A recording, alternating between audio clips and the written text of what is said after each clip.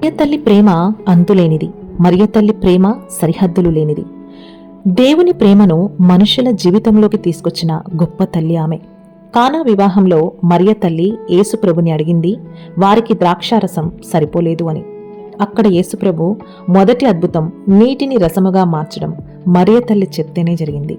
ఎందుకంటే ఇతరుల అవసరాన్ని గుర్తించటం తల్లి ప్రేమ.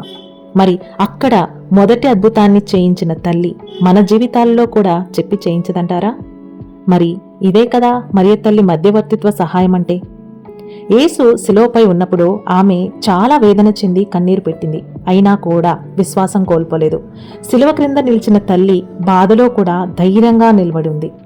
యేసు యోహానుతో అన్నాడు, ఇదిగో నీ తల్లి అని.